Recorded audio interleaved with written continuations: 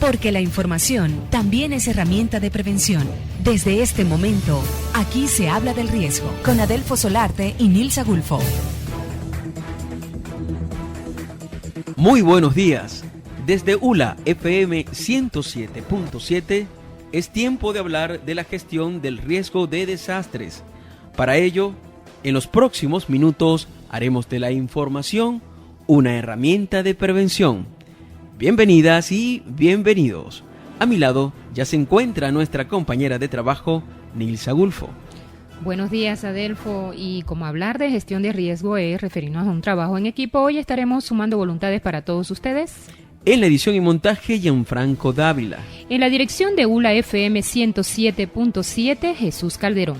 Y en la responsabilidad ante el micrófono, como productores y moderadores, quienes les hablan, por acá Adelfo Solarte, con el CNP 8965, productor nacional independiente, número 22577. Y Nilsa Gulfo con el CNP 6779 y número de productor nacional independiente 22591.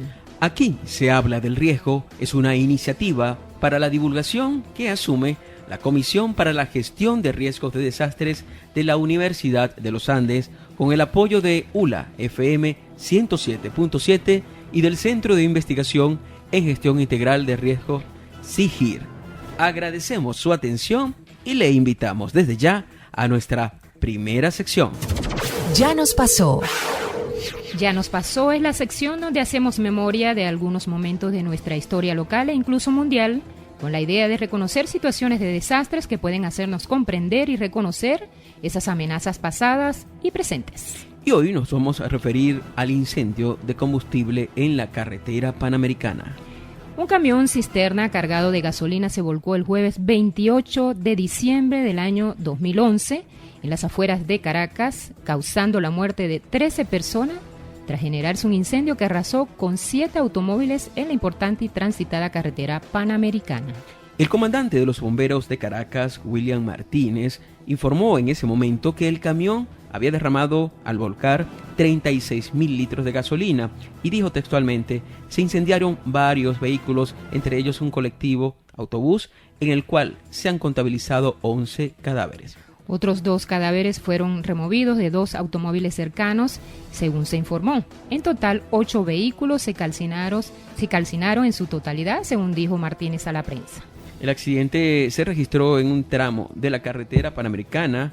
Al parecer, el conductor, fue una de las teorías que explicaron la tragedia, perdió el control del vehículo y se encunetó, es decir, cayó en una zanja y luego se volcó. Ya nos pasó, nos puede volver a pasar. Y ahora demos paso a nuestra próxima sección. Con los especialistas. Con los especialistas es la sección del programa donde se pulsan las opiniones acerca del tema de la gestión de riesgo. Hoy, Adelfo. Hoy estaremos haciendo un resumen, no vamos a tener un invitado como tal, vamos a aprovechar que el hecho de que este es nuestro último programa por este año 2013. Y vamos a aprovechar para puntualizar, haciendo un resumen de los 3 eventos naturales más significativos en este año, en el plano tanto mundial, nacional como local. Entonces vamos a referirnos a ese tema. Sí, Adelfo, y en el plano internacional vamos a tomar en cuenta el tifón Haiyan en Filipinas. En el ámbito nacional vamos a tomar en cuenta la temporada de lluvias y todo lo que ha significado para el país. Y en el tema regional vamos a tomar en cuenta los 2 sismos que ocurrieron en Mérida en el 2013. Bueno, ocurrieron muchos sismos. Vamos a tomar en cuenta los 2 sismos más importantes que ocurrieron este año en Mérida. Ya ustedes se enterarán de cuáles son. Si seleccionamos estos 3 eventos porque, bueno, por su significación y por su importancia desde el punto de vista humano, desde el punto de vista de las pérdidas que ocasionó. En el plano internacional destaca sin duda, Nilsa, lo que ocurrió con el tifón Haiyan, que azotó a Filipinas. ¿Qué podemos decirle a los oyentes sobre este fenómeno? Fíjate, Adelfo, el tifón Haiyan, conocido también como el super tifón Haiyan o tifón Yolanda, es el más mortífero en la historia de Filipinas. También es el ciclón más intenso en tocar tierra y el cuarto más intenso en la cuenca del Pacífico, matando aproximadamente 5.771 personas solo en Filipinas. Este sistema alcanzó vientos máximos de 315 kilómetros por hora en 1 minuto y 230 kilómetros por hora en 10 minutos en 48 horas. Sí, esto quiere decir que por la intensidad de los vientos sostenidos durante ese tiempo, imagínense ustedes que durante 10 minutos les estén soplando a 230 kilómetros hora, hablan pues de una devastación. Y precisamente esto fue lo que ocurrió en varias ciudades filipinas. Entre muchas otras cosas que se pueden decir del tifón Haiyan y de su impacto, es que bueno, su origen estuvo asociado a un área de baja presión a unos cientos de kilómetros al suroeste de la ciudad de Pohnpei, en la zona de la Micronesia, y esto ocurrió, esa formación inicial de lo que luego sería el supertifón Haiyan, ocurrió el 2 de noviembre. Bueno, ese sistema fue desplazándose al oeste y las condiciones ambientales favorecieron que se produjera lo que llaman los científicos una ciclogénesis tropical, y luego el sistema pasó de esa pequeña llovizna a una depresión tropical, que es otra categoría dentro de la clasificación de los fenómenos hidrometeorológicos. Bueno, el día siguiente, eso fue el 3, más adelante, después de convertirse en una tormenta tropical, que es decir, ya era de una intensidad bastante notoria, y lo nombraron Haiyan el día 4 de noviembre. A partir de allí el sistema empezó un periodo de rápida intensificación que lo convirtió en tifón el día 5 de noviembre.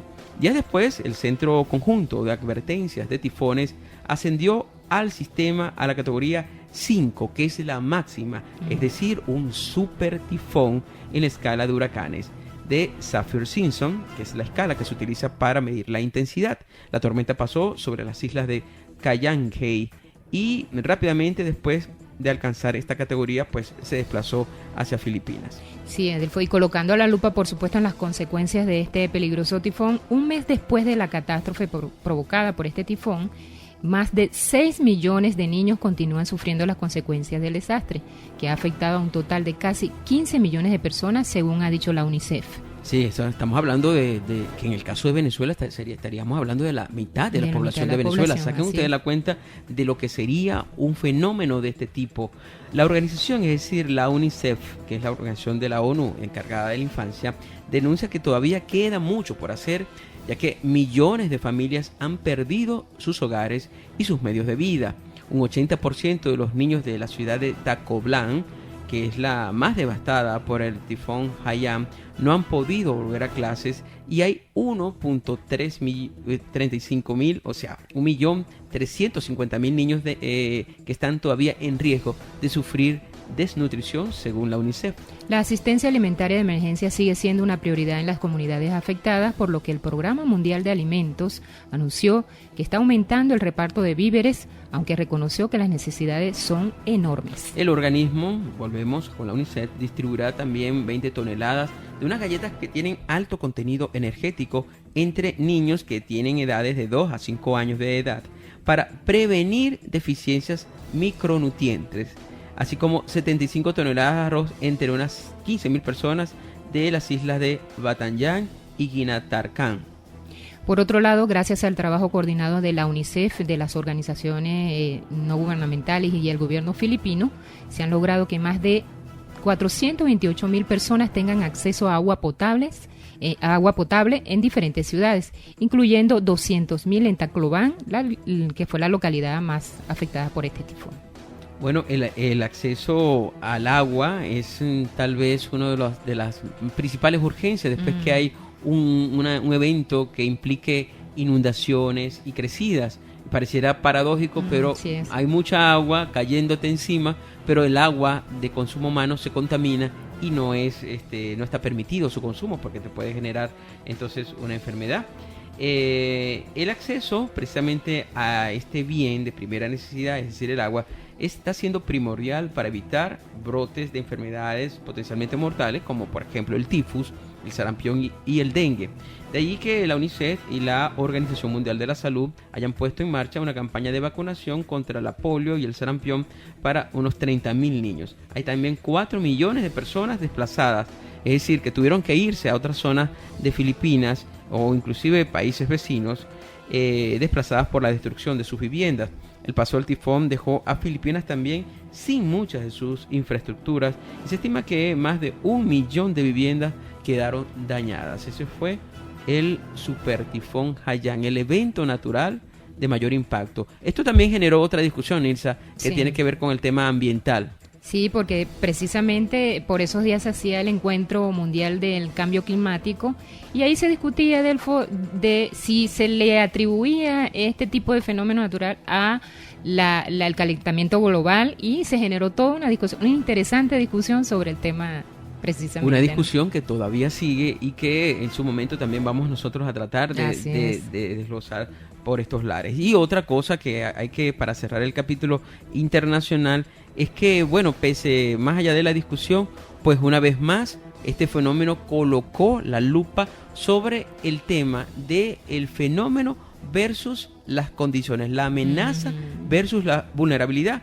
Un representante del Banco Mundial decía que para él no había que hacer tanto hincapié en qué tan fuerte había sido Haiyan como fenómeno, como tifón, sino ver qué tan vulnerable había sido Filipinas para recibir este fenómeno. Vamos a hacer una pausa, Nilsa, y al regreso vamos a venir entonces con los dos eventos ya en el plano nacional y en el plano local a los que vale la pena hacer mención aquí en el programa.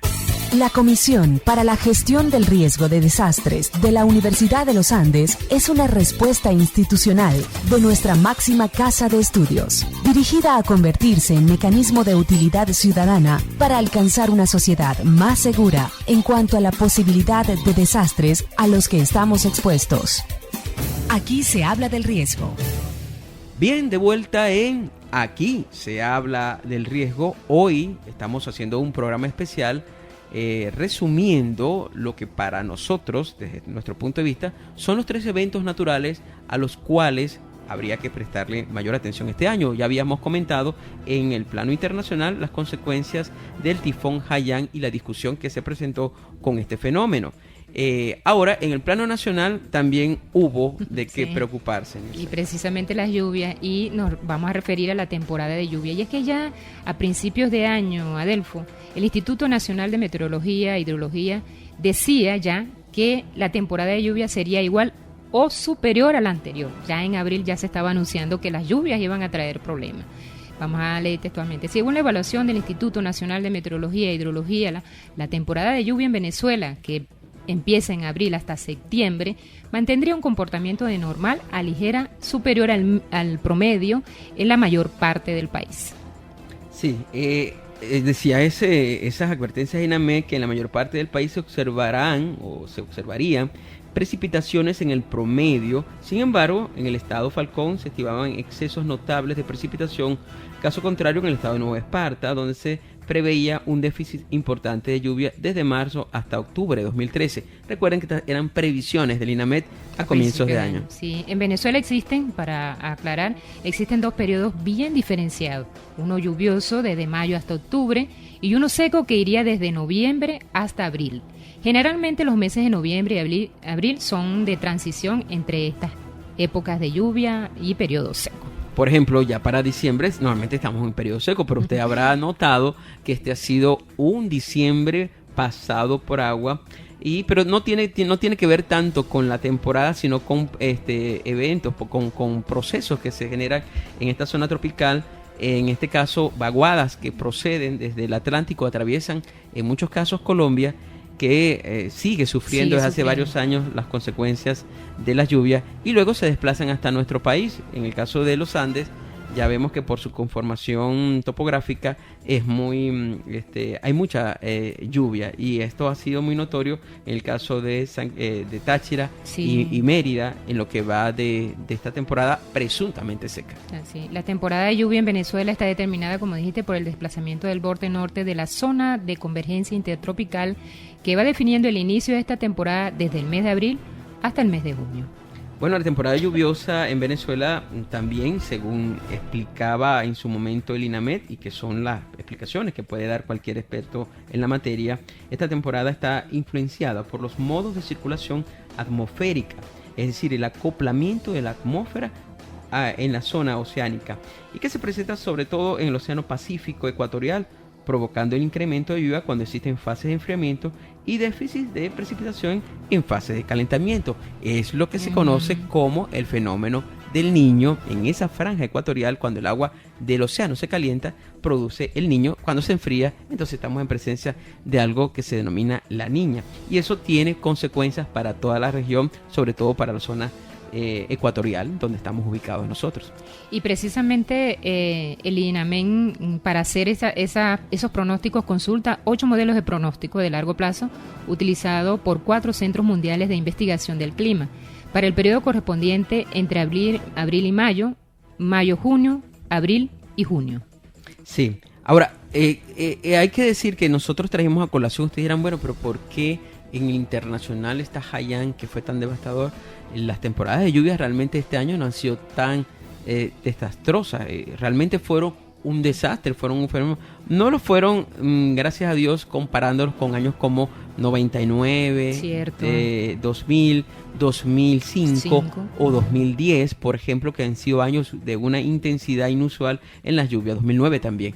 Es decir, pero ratifica, lo seleccionamos porque los fenómenos hidrometeorológicos siguen, es decir, los que están asociados a la lluvia o su ausencia, siguen siendo los que más preocupación, más cotidianidad le causan a Venezuela en eso de atender emergencias. Entonces, a veces una carretera que se obstaculiza por un deslizamiento, un río que crece, unas viviendas que son afectadas en un cerro poblado de ranchos, una cosecha que se pierde. Es decir, todos estos fenómenos sumados de a gota van creándole una situación de cierta crisis a veces a la estructura gubernamental, se pierde infraestructura, y esto hace que a la larga podamos catalogar a estos fenómenos en esa cotidianidad, esos pequeños y micro desastres sumados forman un fenómeno que debe ser atendido por el Estado y que le ocupan su tiempo. Sí, además la percepción como ciudadano es que a lo mejor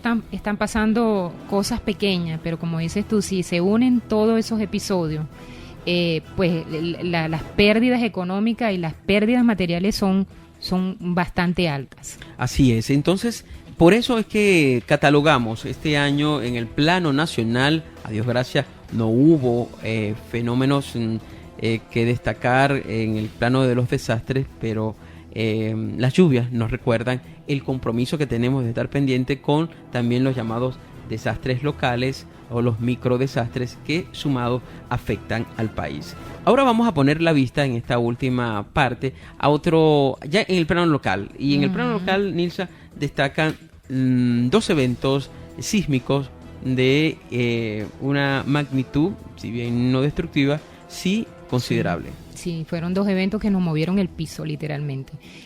Nos vamos a referir a 2 puntuales eventos aquí en Mérida.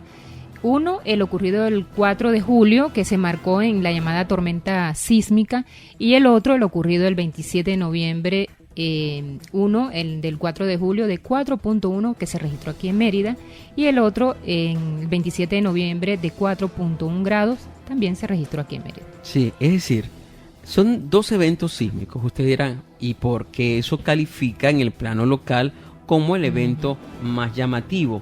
Bueno, lo califica primero por varias razones. Primero, porque según el registro que lleva Funvisis, que es la Fundación Venezolana de Investigaciones Sismológicas, estos 2 sismos, el del 4 de julio y el del 27 de noviembre en Mérida, han sido los de mayor magnitud ocurridos este año en Venezuela, es decir, fueron los sismos más fuertes. No llegaron, por supuesto, a la categoría de terremotos, pero el que lo sintió, y yo creo que mucha gente lo sintió, puede dar fe de que se trataron de 2 eventos bien importantes. Recordemos el del 4 de julio, que fue parte constituyó el pico de un fenómeno que se denominó tormenta o enjambre sísmico, que ocupó la atención de los medios nacionales e internacionales durante esa época, Nilsa. Sí, el del 4 de julio fue de 4.1, un movimiento telúrico que fue localizado a 22 kilómetros al noreste de Mérida, con una profundidad de 5.0 kilómetros, sin daños a personas o bienes reportados a esa hora, en ese momento cuando sucedió esto.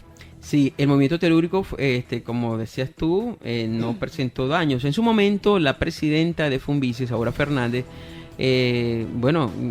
clasificó de normal esa reciente actividad que se había dado en Mérida para el mes de julio, parte de la dinámica tectónica geológica propia de los Andes, e invitó a la población venezolana a promover y trabajar por la cultura de prevención sísmica con el objetivo de reducir la vulnerabilidad, ya que estos temblores son eventos que se producen sin previo aviso, por lo que hay que estar preparados para afrontarlos. Sí, siempre cuando suceden este tipo de eventos, la gente de Funvici invita a que ingresen a su página de Funvici, a seguirlos en Twitter o a comunicarse por una línea que ellos llaman 0800 temblor, y ahí la gente pues notifica las preocupaciones, pregunta, y en verdad son líneas muy activas, o sea, son redes muy activas en ese momento, y se nota precisamente la gente preguntando y haciendo uso de esas redes sociales. Sí, luego eso fue el 4 de julio, parte de la tormenta sísmica, tocó tope con ese 4.1. Luego, más recientemente, el 27 de noviembre, fue reportado entonces un sismo de 4.1 en Mérida.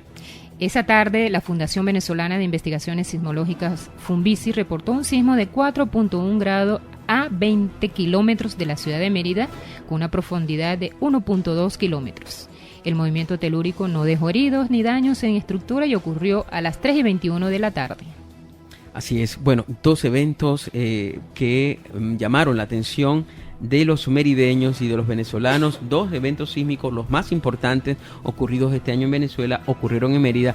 ¿Qué significa esto? No significa que haya que estar alarmados, pero sí preparados. Y esto significa que debemos seguir poniéndole la mirada a este tipo de circunstancias. ¿A través de qué tipo de estrategia? Por ejemplo, la gestión integral de riesgos de desastre. Con este pequeño resumen, vamos a dar paso ahora a nuestra próxima sección. En el papel. En el papel es la sección del programa en donde damos a conocer distintos artículos de la Ley de Gestión Integral de Riesgos Socionaturales y Tecnológicos. Esta ley, recordemos, fue publicada en la Gaceta Oficial número 39.095 del 9 de enero del año 2009. Hoy haremos mención al artículo 19 de la citada ley, contenido en el capítulo 2, que se trata del tema de la institucionalidad de la gestión integral de riesgos socionaturales y tecnológicos, incluido a su vez en el título 2, que aborda el tema de la gestión integral de riesgos socionaturales y tecnológicos. Ese artículo 19, específicamente está referido a las atribuciones de la Secretaría Técnica del Consejo Nacional de Gestión Integral de Riesgos Socionaturales y Tecnológicos. Vamos a nombrar tres de estas atribuciones. Una es ejecutar y realizar seguimiento a las decisiones que se tomen en el Consejo Nacional. Una segunda es canalizar y supervisar el cumplimiento de las acciones por parte de los organismos nacionales, estadales, municipales, locales, comunales y sectoriales que demanda la presente ley. Y una tercera de rehabilitación de los servicios básicos es vigilar que las acciones de rehabilitación de los servicios básicos de las zonas afectadas por algún desastre se ejecuten de manera coordinada y en el menor tiempo posible. Con esto pasemos entonces a nuestra última sección. El riesgo medio a medio. En esta sección revisamos la actualidad de lo que publican los medios impresos y digitales sobre el tema de la gestión de riesgos. Hay una información bien interesante que le vamos a leer porque tiene que ver con lo que deberían estar haciendo los gobiernos que ahora recién se instalan en Venezuela. En Honduras hay un ejemplo interesantísimo de que pueden y deben hacer las alcaldías, Nilsa. Capacitan personal de alcaldías para enfrentar a los desastres. Una planificación territorial con enfoque en gestión de riesgos se ejecutará en los municipios vulnerables del Valle de Sula, en Honduras. Para tal efecto, aplicarán una metodología que contiene herramientas prácticas que son parte de las estrategias de desarrollo local que contempla el proyecto de gestión de riesgo de desastre de la Comisión Permanente de Contingencias de Honduras. En este sentido, se realizó en San Pedro de Sula el taller denominado Promoción de herramientas para el proceso de planificación territorial con enfoque en gestión de riesgos, en el cual participaron alcaldes y técnicos de unidades municipales ambientales, al igual que representantes de otras instituciones estatales como la Secretaría de Planificación y Cooperación. El propósito del proyecto de gestión de riesgo de desastres es contribuir con el fortalecimiento de las capacidades municipales para planificar el desarrollo con un enfoque de ordenamiento territorial. Durante la capacitación se compartieron experiencias en torno al proyecto de mitigación de desastres naturales. Además, se socializó la estrategia de género y de la comunicación social que ejecutará el proyecto de gestión de riesgo de desastres para incentivar a la participación ciudadana en igual de condiciones, la transparencia y el acceso oportuno a la información. Qué interesante, ¿no? Sí, ojalá señor. Todas estas, los nuevas autoridades que tomarán posesión próximamente en las alcaldías venezolanas sigan este ejemplo hondureño de un país amigo, de un país latinoamericano. Con esto estamos finalizando el programa de hoy. Hoy estuvimos trabajando con muchísimo gusto para ustedes en la edición y montaje Gianfranco Dávila. En la dirección de ULA FM 107, Jesús Calderón. Y en la responsabilidad ante el micrófono estuvimos como productores y moderadores, quien les habla Adelfo Solarte, con el CNP 8965, productor nacional independiente número 22577. Y Nilsa Gulfo con el CNP 6779 y número de productor nacional independiente 22591.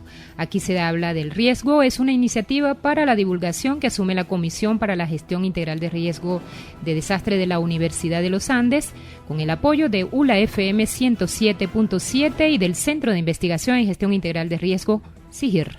Decirles que en esta emisora hablamos del riesgo porque la información también es herramienta de prevención y les deseamos feliz Navidad y que el año que viene pues sea de provecho para todos. Nos estaremos viendo el próximo año.